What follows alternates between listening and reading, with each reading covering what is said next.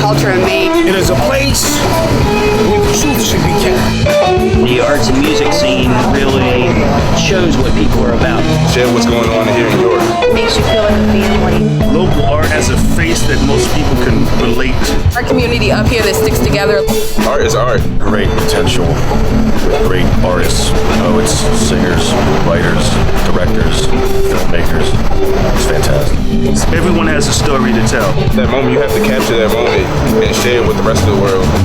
Showing something that maybe is not been seen before. Without art, what is life? I am art. I've been art ever since I was born. It really adds a great deal to our community. We don't really need art to exist, but you need art to live. Culture in Maine is important, and I think playing out is important, and playing open mics and playing wherever you can play. It's all about us all checking in with each other.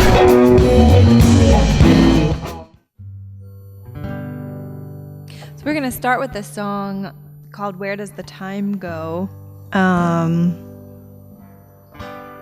And yeah, we just recorded this one on our album that we're working on, and I forgot my capo, so we're doing this a half step down from what we normally do. So we'll go with it and see what happens. Ready? 1, 2,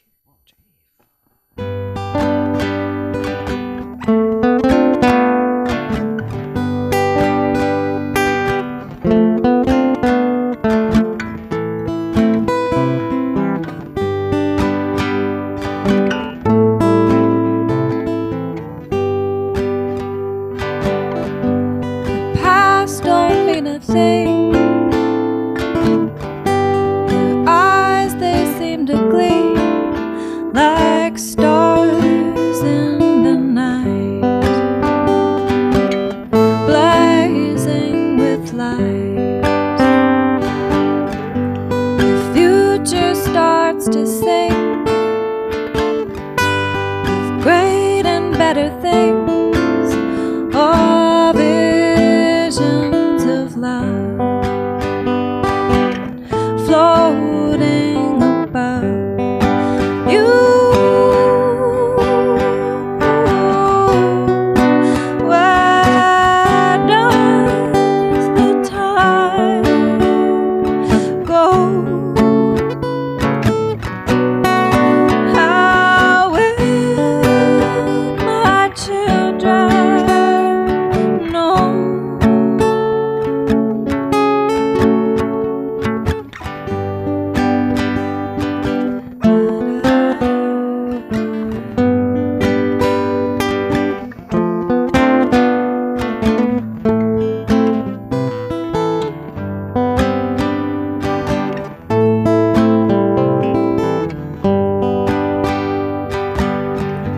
The river song is old,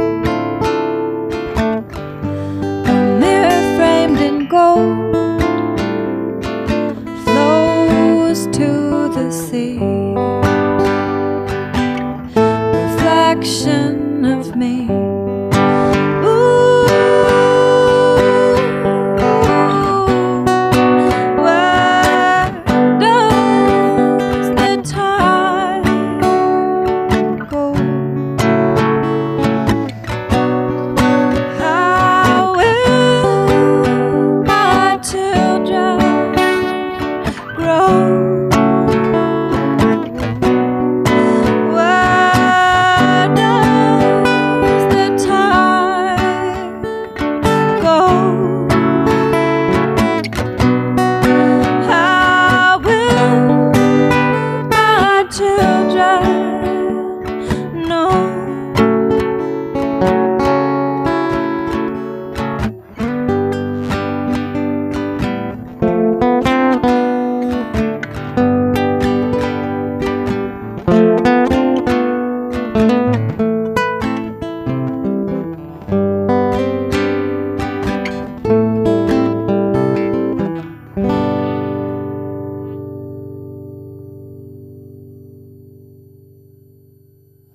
Like we tend to fit a lot better at a winery in the afternoon, or something like that. But that can be challenging for us as a group to find those kinds of Well, I think that's why venues. we're recording the CD. So get around to different people and build up more of people that want to come out and enjoy it. So that's sort of just that easy listening music versus like going into a bar where people are drinking and like trying to make people happy with music that we're not rocking out. Right. That makes sense. You have a sensitive, soulful sound. We do.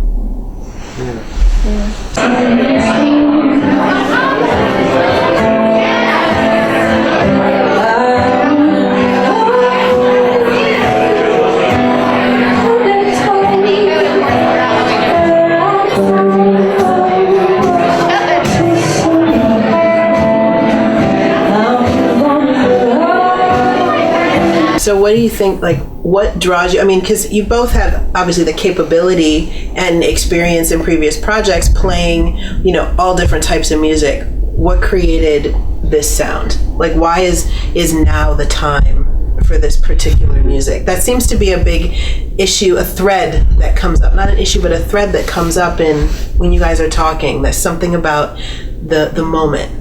That there's a sense of rightness, like this is the time for the CD, this is the time for this type of music and message, this is the time for us coming together and doing a group project as opposed to solo or large band. Like a lot seems to have been moving you towards this particular time. So what is this time? What is this time for you guys? It's right now. Time is now. I don't know. I mean, for me, it's been a lot of like I feel like it's just been kind of kicking my own butt to be like, okay, it's time to like move past resistance and just commit to doing this. And because it's what I love is to sing and to write songs, and I have been doing it probably for 15 years, and I've never recorded it. And I mean, it is kind of like a small project with Jeff and our drummer Steve and me, but we're also adding in like Clem, our friend who's a pedal steel player, who I think just needs to be recorded too. I don't even know if he has any recordings. So just having him on an album, maybe with his band back from like the 70s, they were called High Noon or something, like country music from the 70s. But I mean, I don't know. I don't really know. Do you have an answer to that question? Why I look at it more like Megan has a lot of songs that are really good, and it's almost like a photograph of every song. You're just kind of laying the songs out, and now you have them. So now, what's your place in all of this? You keep throwing it off on Megan, Bring it all but together. there's for whatever reason a reason why this isn't just the Megan project. There's some whole other dimension, something that you brought into it, and then bringing in the percussion as well. Yeah, I don't know. I mean, I just like her songs, and I like to play on them. Maybe add something that's unique to it, and all together it just blends really well. What's your place in all of this? You keep throwing it off on Megan, Bring it all but together. there's for whatever reason a reason why this isn't just the Megan project. There's some whole other dimension, something that you brought into it, and then bringing in the percussion as well. Yeah, I don't know. I mean, I just like her songs, and I like to play on them. Maybe add something that's unique to it, and all together it just blends really well. There is definitely a just gorgeous harmony when the two parts are playing together. And when you gonna start singing? Me? Mm-hmm. He does sing. We have to work on it. Oh, secret is Well, she out. has Shy. We're both She a little has shy. other people that may be singing on this CD Yeah. and stuff. Maybe I'll jump on there a little bit. But I'd love for him to sing too. We're getting there. But yeah, I mean, Jeff has tons of experience, and I think that it definitely isn't just the Megan project, like you said. Like No, it's we definitely definitely have a not. sound. Whereas if it's just me playing by myself, or in past projects I've played with, the sound is definitely different. It's something we've been working on. I mean, even our drummer, like, I feel like we challenge him because, like, he and Jeff and Steve used to have a project together called Stellar Stew, which was kind of like a psychedelic rock band. pretty much. Yep. And they played a lot of original music too, and like some covers. So they were pretty like rockin' and experimental and out there. And this is definitely way pulled back. Like Steve he uses brushes a lot of time. They're just mallets. Like I think maybe he gets a little bored. Like we look back and he's kind of falling asleep. But it also can be probably really expansive for him as an artist, because you have to learn to play in a different way and kind of express yourself differently, and that can obviously be powerful. So the second song is called Belladonna, and it's kind of about like a femme fatale. Cool. 1, 2, 3, 4.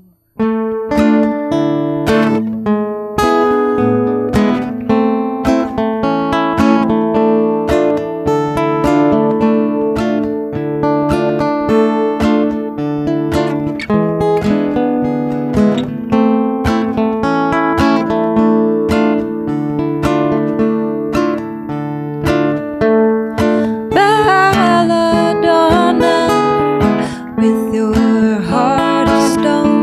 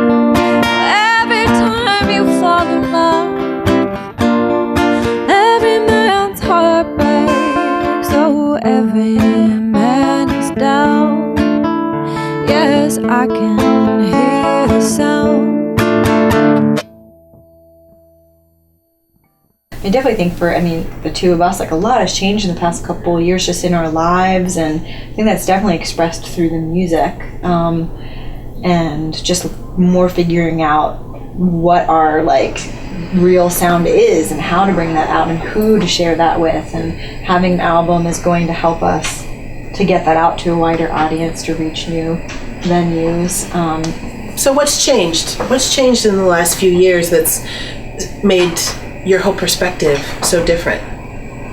The two of us, well, we live together now. We bought a house. Let me list all the crazy Look things. who's all grown up now. Yeah, that's some of it. Seriously, That's what it really it is is. growing up and getting real. I mean, like Jeff has a 7-year-old little boy, so like I call it being a smom. Stepmom is my Smom. word. So that's changed hugely for me. I mean, for me personally, like I started my own business, my yoga studio, like 3 years ago. Lotus Moon. Yeah, and with that came a lot of responsibility, and just and this ties into too what we were talking about, like the bar scene in New York and the music venues. Like I stopped drinking a couple years ago and decided just to kind of take a break from that whole scene, and like, you know, I get up at 6 a.m. now and just more responsibility. The yoga lifestyle. It is, and it's interesting to like balance that with the like rock star lifestyle. Not that again our music is like rock star, but it is like we're musicians, we're It's weirdos. like 9 o'clock at night and you're like, Right, there's a huge difference between and finding a way to keep those things together, like how to live in sunrise a healthy yoga and late night jam sessions. Like, how do we work at this the bar out? till 2 a.m. playing music. Yeah, how do you work that if we could just out? figure out how not to sleep anymore, then Yeah. Oh, you Might totally have need to tell me if you figure that out. Yeah, Because I'm lots of still coffee. university teaching Coffee. poet and nightclub cabaret performance poet are totally Nice. not working out for me. Yeah. And that's not even sunrise Yeah, yoga. are you an early morning person? I'm Because I absolutely... see your like posts about being inspired at 2 a.m, which I'm like a night person. Right, too. I'm absolutely a morning person. It's just 2 and 3 a.m. when I haven't been to bed yet. It's not that whole 4, 5, 6, 7, 8, 9, 10 a.m. part of the day. But come 10:30, I'm so on it. I am so on it. It's still morning. So this one's called Time Ain't Real, and it's kind of like a pep talk to myself that I wrote the one day when I was feeling a little out of sorts, I guess. So it's kind of like a, pep talk. Ready? 1, 2, 3, 4.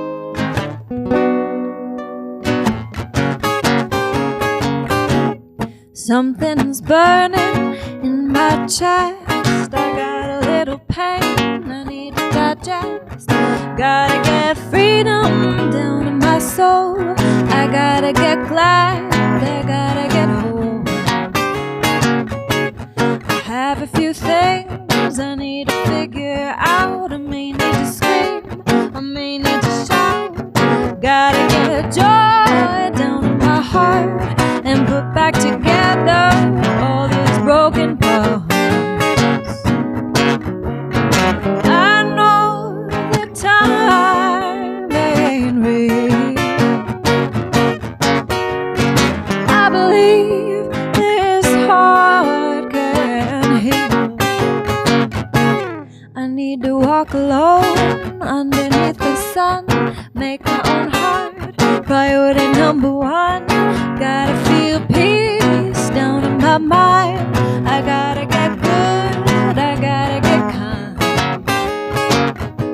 Surround myself with loving folks and laugh at life, 'cause it's a joke. Gotta get trust down in my bones, feel safe and happy even when I'm alone. I know that time ain't real. I believe this heart can heal.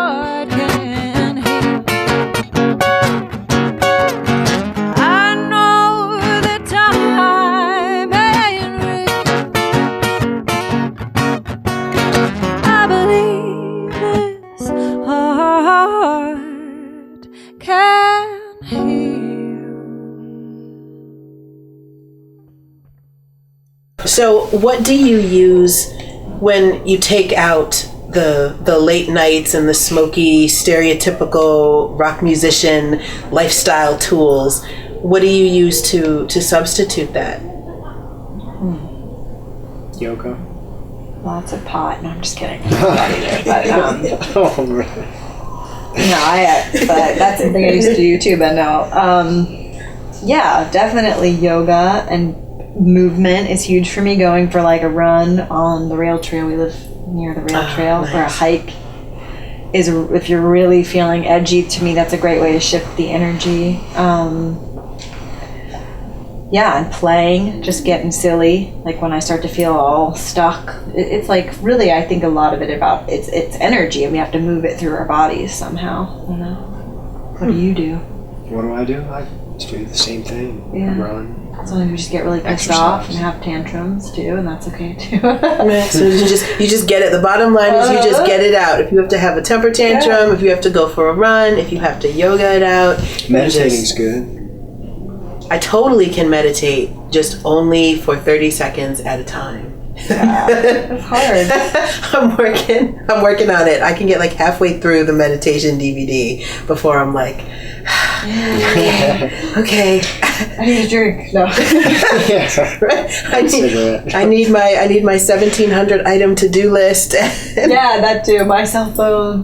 Right. Yeah. Right. I'm into, but anything. I mean, sometimes it's just looking at a painting, reading a poem, reading a good novel. Little kids, that's been huge too. Kids are where it's at. They know how to deal with energy, you know. They're not drinking, hopefully, or smoking. They know. Young of an age. Someone asked me once, that what's the age where we get to where we start convincing ourselves that we can't do things and that we're not things? Because if you ask a young child, can you dance? They'll be like, I can totally dance. See? If you ask them, can you sing? They'll be like, see, I'm good, I can sing. Yeah. You ask them to do art, they will be, that's beautiful, I'm the best artist in the world. Or you ask them, like, what are you going to be when they grow up? And they tell you right away, and they fully believe that they will be that. Oh, yeah. Whereas, like, for me, I am a musician, and I still am like, am I really a musician? Am I really, like, am I making it or whatever? And it's like, just be it. Just do it. You know what I mean? Or, like, how, and not making it like, am I famous or something, but, like, making a living doing it, reaching people, are people enjoying this? And I feel like, yeah, kids are just like, yeah, heck yeah. This last song is called Tattoos and Chains, and I guess it's like a good classic breakup song. But the funny thing is I don't think I ever really dated a guy with like a bunch of tattoos and chains, so it's semi-fictional. Yeah. Cool.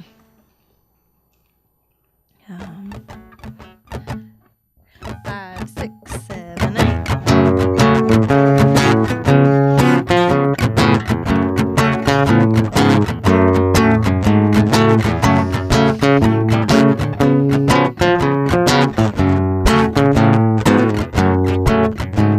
The darkness is coming fast, swallowing up our happy past.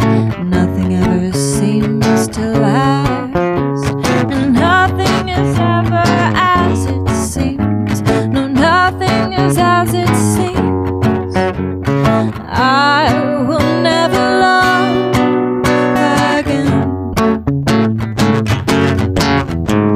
and you will never really my friend.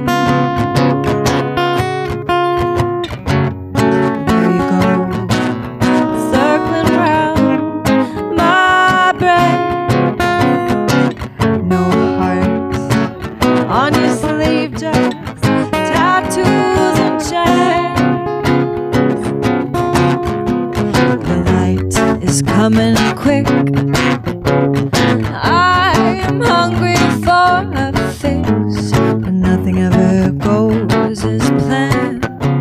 And he never planned to be my man. No, he never planned to be my man. I will never love again.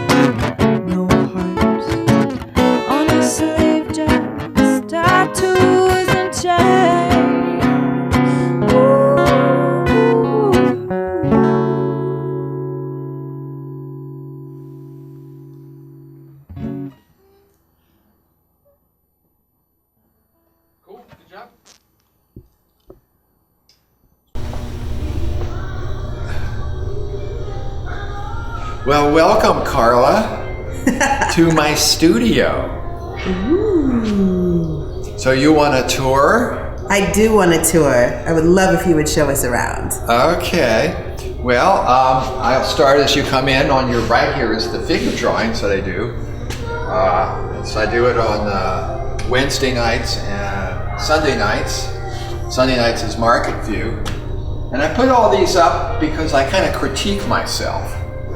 And it's like I wanted, like this one, there's some things I like about it, and I compare it to this one. Mostly is use of color, like warm colors and cool colors.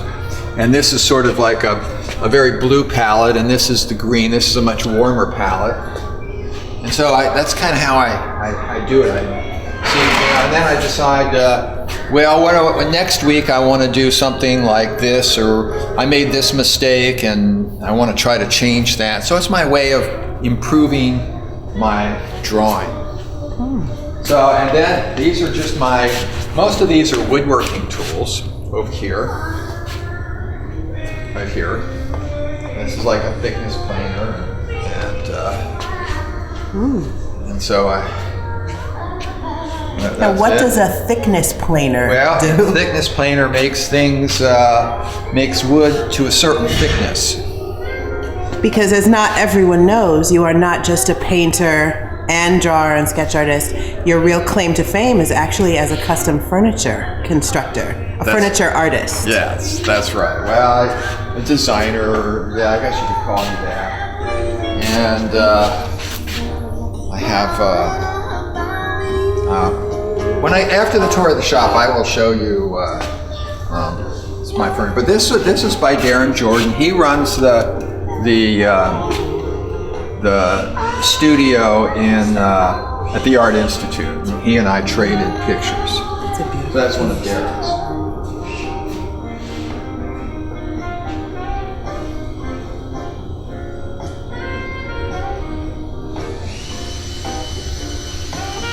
It's a beautiful piece.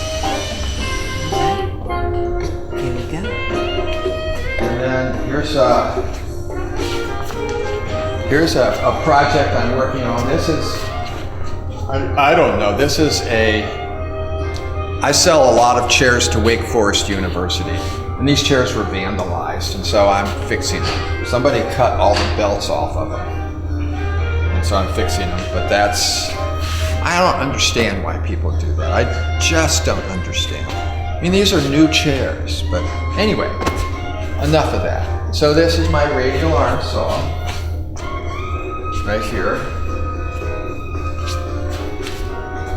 And this here is a machine that I've spent it's a whole process that I've spent about 10 years developing. And it's all apart now because I'm getting the parts revamped. But what it does is it takes a piece of plastic. See, I'm very into being green and doing green things. And I've got this theory. There's a lot of stuff about it on my website. It's called OMG Design. Now, you probably think OMG means oh my God, but you would be wrong. It means obviously manifesting green. So you take a piece of plastic, and there are some kind of plastics that are very green and others that are not green. Well, this plastic here is polypropylene. It's very, very green. It's you can just recycle it just like any kind of plastic you want. And you know, like when you put it in the recycling, it just works just like that. But the thing that I really like about it is it's very, very strong, and you can see the flutes are open flutes. It's what I call dematerialized because it's very light, but it's very, very strong. So it would be hard to make things, and it wouldn't be very functional if the edges were open. So what I've done is I've developed this machine that takes and welds the edges closed. You run it through this machine, and it makes it like this. Does that make sense? Yeah. So it's kind of cool, and I made my kitchen this way. And then I started playing with other plastics. This is polycarbonate. It's a different kind of plastic. But I'm also experimenting with edging it as well. So I can do polypropylene, polycarbonate, and acrylic with this machine. So it's kind of neat. And what I want to do, so far as I know, this is the only kind of this machine in the world, and I have a patent on it. And what I want to do is I want to develop a line of furniture and kitchens and things made out of this that are green. And you can see that it's obviously green because it's dematerialized and nobody's doing this. So it's sort of like, if you use less material, you use less resources. And this here, this plastic polypropylene is, I think, my favorite because it is completely recyclable. It is rated at very low carbon footprint. As far as chemicals involved, it's just hydrogen and carbon. And if it burns, if it happens to burn, it outgasses water and carbon dioxide. So it's very, very non-toxic. So this is kind of where I'm going. So not only do I consider its resources, I consider what's in it, the chemicals in it, and I also consider the how they're with people. It's like, in other words, if it burns, you don't want to breathe in toxic chemicals or anything like that. So anyway, that's this machine, and over here is a chair that I've developed using this, and this is a brand new prototype. This is a chair. This is that material, and what I've done is I went to York Wall Covering, and they gave me, we picked out a pattern of wallpaper, and I can have it printed on this plastic because this plastic is essentially signboard material. So if you have a kitchen and it has this pattern on the wall, we can repeat it on the chair, and I just think it's so cool. So you have a very green chair that's dematerialized. I mean, it's very lightweight, but it's very strong. I've had it BIFMA tested. BIFMA tested means that it is certified to hold up for 10 years. Now, whether it does or not, I don't know. It could be like these chairs over here, could be vandalized, or you never know. But it's the test is designed to simulate 10 years of wear and tear. And so the chair, even though it's very dematerialized, has stood up to that test. And you can see it has very nice details. These are very nice details here. But it's cool because I can just take this seat and I can slide it right out. I can take these screws and the thing will come out, and you can change the pattern on the seat. So it's a very, what I call an eco-modern chair. So, and this is the kind of thing I'm doing. I'm experimenting with these things.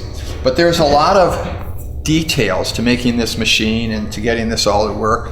And so I designed the machine, and I love doing it. I love making things, and I love the challenge of making green. And so many designers, and so much of what's going on with design these days is people are taking designs that are done in the past and they're just reinterpreting them, and they aren't coming out with new technologies. And what I find really fascinating about this green design movement is that there's just no green design. I mean, everybody talks about green design, but there's no green design. And if you look at the history of design, every time there was a change in cultural or a change in public thinking, it has followed along, design has followed along, and the actual look or the style of whatever it is has changed. Like there's the arts and crafts movement, and that came along because of the 19th century Victorian. Everything had decoration on it, was very kind of chaotic, and nothing went with anything else. That's true. And so arts and crafts is clean, and then there's modernism. But sustainability is probably the biggest watershed that we have in our culture. There's a very big need for this, but nothing's changed. And I just think that is very odd if you look at the history. So I am trying to make things not necessarily a style change, but a change in the sensibility of the materials. And so this is what my work is all about. Now, first of all, this chair is gorgeous. I mean, just the shape of it. Okay. All right, Now you let's test sit it out. Oh! Oh, it moves! Yeah, it does. Why is it moving? It's wood. It's not supposed to move? It Ooh, is it's supposed to. comfortable. Ooh, it Well, can you rock. know what that is? Now, those are automobile tires. Those are automobile tires. Wow. Pick it up and turn it over. Ooh, I can even move side to side on this. Yeah. But it doesn't feel like you're gonna fall down. It No, feels very no. stable. Yeah. But it has a lot of give and it curves just right, if you have curves especially. All right, let's see. It Yeah, looks yeah. very solid. Oh, wow. It's not heavy. Oh my gosh, look at it. Yeah, those are automobile tires. That's how it moves. It's actual automobile tire pieces. They're just die cut, recycled. Now look at the back of the chair. You can even see. Oh wow! So that's how the back moves too. It's actually on a you big, can see thick the piece of treads tire. of the tire. This is Actually this is a a kitchen cabinet, and this is how you hang the door. See, there's no hinges at all. It's just like that, and this is how you hang it. It goes like that, and Is that magnetic? it's magnetic. It just hangs magically. Wow! Oh, And I'll do it here. You either go like that, and if you don't like it like that, if it's not convenient to do it like that, you just hang it like that. And then it hangs automatically, it's self-aligning, and this is things like this. When you dematerialize and when you develop new technologies, new things happen that allow you to do things that nobody ever imagined. So here you go. I call it the virtual hinge because you can just take it right off, but you can also. so you could hangs easily instantly. clean the cabinets that way. Oh, yes, You could yes. change the design if you had them printed in patterns. Yes, you could. Oh wow! You could do all these different things. A rocking chair, and this is made out of recycled seat belts here. Do you want to take this out in the studio? Now, actually, the light in here is fantastic. Okay, well this is a water tank here. I mean, hot water heater, but it's good. And there it is. So it's made out of seat belts. Here, why don't you give me the camera? I'll let you try it out.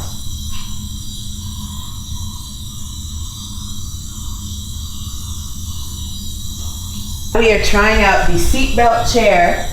It is definitely real seatbelts. These are authentic seatbelts. Let's see if it stands up to the big girl test. Ooh. Ooh. Oh, this may have to go into the back seat of the SUV. Oh, now this one, it's nice and big, it's comfortable. I feel my weight distributing nice and evenly. Because you know those chairs like that are out in the backyard and stuff that have the strips, you Yeah. can feel the strips pressing into you. I Yeah. can't feel the strips pressing into me at all. It's actually very nicely weight bearing. The arms are very comfortable. And then lean forward. Nice rocking motion. It stops. I can't squish the cat. So if you get to be an old coot like me, you can get out of it. Right, without it because when you wiggling want to around. get up out of the Yeah. rocking chair, it always wants to pitch you forward, but this actually has brakes on it. There was this cabinet maker who had a client who wanted carved coat racks and a desk and just things, store fixtures that were carved. And, I'd studied art. I never carved wood before, but it just looked like a nice challenge. And so he would laminate up these big things of wood together, and I would carve them with a chisel and like that. And then Alan Ehrlich, he owned Georgetown Leather Design, it's a store back then, and he came with a chainsaw one day, and he says, "I've heard that people carve with a chainsaw. Try this out." A little electric chainsaw. Yeah, why not? And so I did. I just tried it a little bit, and with a chainsaw, you can really do some cool stuff fast. So I started carving, and it was just a lot of fun, and I loved doing it. And I thought, this is what I want to do with my life. I want to make stuff like this and do stuff. And it's not an easy path because, I was working back then. There was a minimum wage, and I was working. I would make something, and what was minimum wage then? $5 or $6 or $7 an hour or something like that. I was making 90 cents an hour. I calculated my time on what it took me to do something. So there's a lot of labor, but I worked a lot of hours and it added up and I paid my bills. So it was okay, but I started doing that, and then I needed some tools, and Alan Ehrlich and Mary Vinton, they were married, but they kind of weren't getting along, so Mary bought Alan out, and then she took over Georgetown Leather Design, and it became stores all over.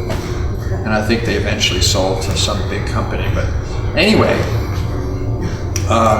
she co-signed me for buying my first machines, which was really nice of her to do.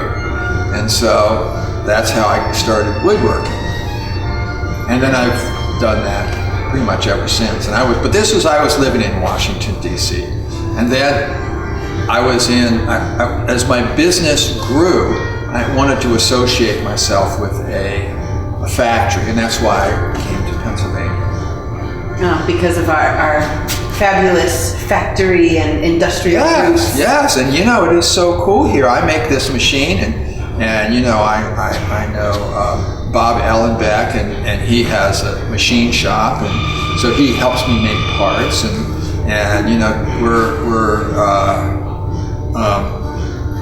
this morning I went to Gamlet and they did some welding for me for aluminum, and there's just all these places in York. It's so cool. All these little places that can make things, and there's all this talent here. And being from Washington, D.C., honestly, the only thing that comes out of Washington, D.C. is hot air. It's just crazy. You don't do anything, you just talk. That's true. We are a place of doers, not necessarily of just talking about it. Yes. We don't even want to talk about it, but we make it. We make the art. We make the music. We will build it from the ground up. That's right. That's exactly right. I'm here with the multi-talented, because that is exactly what artists do, artist and poet, Julie Van Dyke. Now, you are also known as Dover Poet, is your alter ego. So we are taking that is, of course, the Dover part we get. Fabulous hotbed of talent in York County.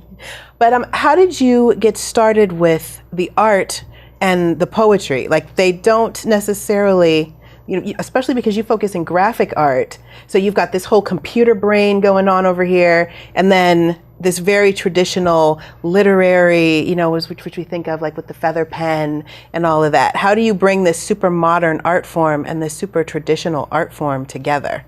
Well, one time I did the silly internet quiz, are you right or left brain? And it came out just that it said I had no brain, and I refreshed the page. And I eventually got it to say that it was kind of like down the middle. So you just got it all. That's it. You're like, it's either all or nothing. I don't know which one it is. But I started writing poetry in 1996. I lived in England for about 8 years, and it was a good way to deal with a lot of things over there, like a little bit of depression and missing my folks back here, and just a lot of changes. So I really enjoyed doing that. And about 8 years ago, my ex, he was into Photoshop, like a digital imaging program. Nice. And the only thing I really took away from him, besides a messy divorce and, He gave you nothing else. You got the dogs and you got the Photoshop subscription. That's right. That is more than I have walked away from many relationships with. Wow. I'm sorry to hear that. Oh, dear. No, it's all good. I figure if someone gives me a handful of really good poems, it was completely worth it. Oh, yeah. Oh, definitely. I will absolutely date for poetry. Yeah.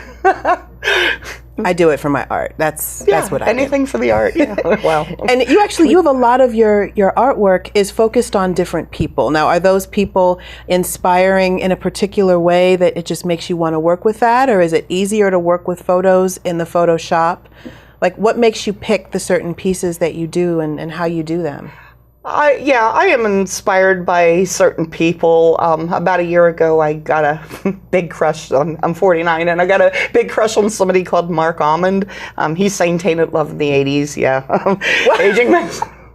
But inspiration is everywhere, even pop-up video. That's right. But it was like really catchy. I saw a video a year ago and I was like, this guy's really gorgeous. And I tend to just like, I'm not like a troll or a stalker, but I have friends like on the internet and like, real life friends, and I find a picture that says a lot. And I was like, wow, I could do certain things with it. And of course, the people that are in the pictures, that they're beautiful, but sometimes I like to add a little bit just to make it pop. And I also do lampoons. I'll cut somebody's head off it's better than voodoo, you know. And, I mean, you might get a pin or the voodoo doll, but this goes all over the world. So that is so modern. Photoshop voodoo.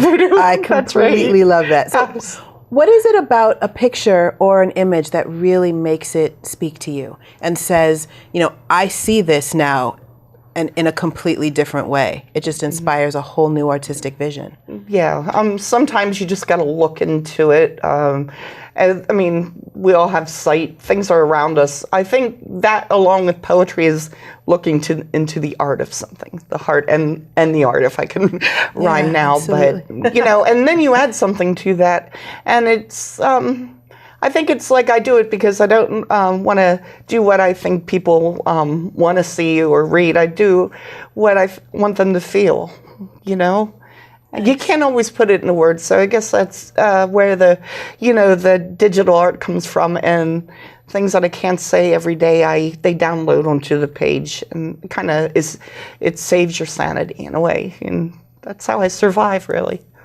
Wow. Well, I think that's an awesome lead-in. I know you brought some poetry with you today to share with us as well, because people have already been enjoying your art as we speak. Why don't you would you read some pieces for us? Sure. I called it Lost in Translation, and here it is. You never understood my words. To you, they were caskets of breath flatlined before the exhale of forgetfulness. But your reverence was impeccable, head bowed with crumpled fisted tissues, feigning sadness upon the closure of my verse. And later, after spunk and sweat had it out, the casualties of bloody aftermath, and before the rippling couplets of your death rattle snore, you said in dreamless tones, that was nice. And I scooped up your words, eager for the burn, ashes to ashes, urn to urn. Yeah, the one I just read was basically my boyfriend. I've been with him a long time, and he's a musician, but he just never gets my stuff. And he's like, that's nice, okay, let's go read a nonfiction book. And I just had it was like a seed of thought, like you really don't understand what I write. Maybe nobody else does, and they're just trying to be nice, but it just took off from that, and then I just kind of layered stuff onto it. So basically that's where that came from. That was about an hour ago. I did another one a couple weeks ago. It's called Mammogram. It's kind of what you hear is what you get, sort of, but there's a bit of a twist to that. So it didn't go down exactly like this, but like I said before, you get like a thought, and it snowballs. And I know we've had enough snow this winter, but sometimes it just keeps going and going and going. So this one's called Mammogram. So there I stood, tit squeezed and tongue-tied, my pride like a flattened piece of spit-out gum underneath the nurse's heel. Feeling as dumb as a numb Gumby doll, my limbs get bent into shapes that even an oak tree on crack couldn't fathom, and I ask, will this hurt? And as she smirks, my one free arm yearns to smack the shit and sarcasm from her bitch-gleamed eyes. She rests my breast on a slab, drab and lifeless like a post-mortem abortion. It sits there stupid like batter before the waffle press, just as lumpy and uncertain. Say cheese, she hisses in sadistic delight, as my double D's are squeezed and I freeze like a scared animal, like a deer in the headlights of radiation, placed in an imperfect X-ray world, waiting for the tires squeal. This was one of the first poems I ever wrote back in the 90s. This was about my ex-in-laws.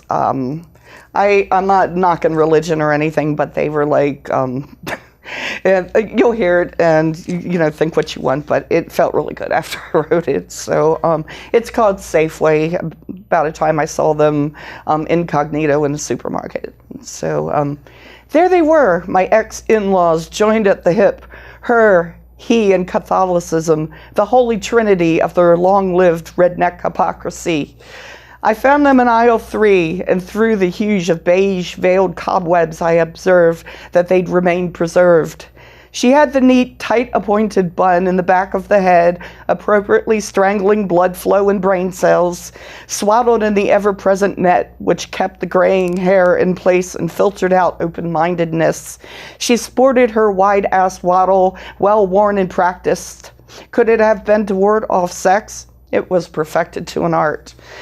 Then there was the he of the 3 who bumbled in his stumbling between denture and butt cream, bald Brillo head, now tooth-free.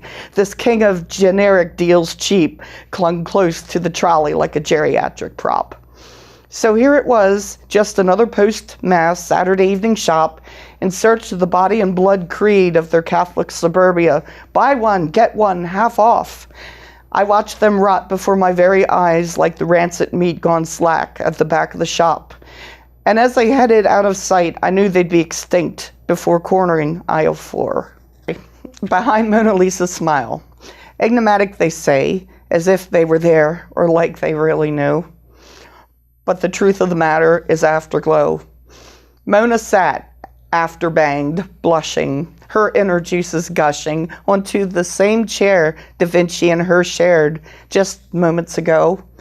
Hey, pretty chickie, don't you move a muscle. Da Vinci grabbed his brush in under a hustle, and he canvassed the passion of after-sex bliss. Kissed most obviously on Mona Lisa's lips.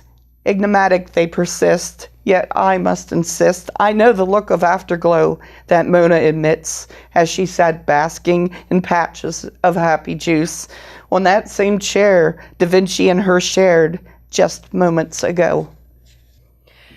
I love how your poetry is both very passionate and emotional and real, but you always have this humor and sort of sarcastic way of looking at things. Is that part of the coping mechanism of it? Does it help you get that distance? I guess you could say that. In a way, it's a continuum. Tragedy and comedy are pretty close sometimes, and they just naturally go together. Yeah, I think they're very close, and in the same sentence, I feel both of them, and I don't know. I just always enjoyed writing that way. And even in your art, there is a lot of that same satire. So that is just a natural outgrowth of how Julie sees the world. I guess so, yeah. Well, I love it, and I'm so glad that you came on the show. So now where can people find some more of you? Okay, I'm on Facebook under Dover Poet. I have a live journal page at doverpoet.livejournal.com, and I'm on DeviantArt under doverpoet.deviantart.com. So, and I'm on Twitter under Dover Poet. And then I go to work every once in a while when I'm, what the heck? You've reached Dover Poet. I mean, well, I can't wait. And I totally hope that everyone gets a chance to go and enjoy more of your fabulous art. That would be great. great. Thank you so much for coming on today. Thank you very much, Carla. It's nice to see you. I'm Carla Christopher, and thank you for joining us right here on the corner of Culture in Maine for another episode of York's Weekly Cultural Showcase, bringing you the very best of the art and culture scene in the York area. Now, if you like what you heard, or even if you didn't, we want to hear from you. So find us on Facebook and make sure to click like at facebook.com/Culture in Maine. Follow us on Twitter at Culture in Maine. Email us at cultureinmaine@gmail.com. Or to find all things Culture in Maine, check out our website, wrct.tv. Go to Channel 18, Show Profiles, and pick Culture in Maine. We want to also thank the artists who contributed to our set. We want to thank Hacker and Case for Change for donating the guitar. And we want to thank, of course, the fabulous artist Lovey Reinhold Price. Find her under The Glass Vidalia on Facebook or by emailing theglassvidalia@gmail.com, and John Stump of jsphotographyfinearts.com. You can also look up JS Photography Fine Arts on Facebook as well. So be safe, be good to each other, and we will absolutely see you here next week on the corner of Culture and Made. I'm really excited about this. I love the atmosphere, and I just want to know more about it. I see it evolving, changing, growing, and I like it. It's fleeting. Once it happens, once a song comes out, once a poem comes out, it'll never come out the same. Something like Culture in Maine is documenting what's going on in a way that will have that lasting staying power. It just breeds healthy growth. It's a necessity. It's a necessity, yes.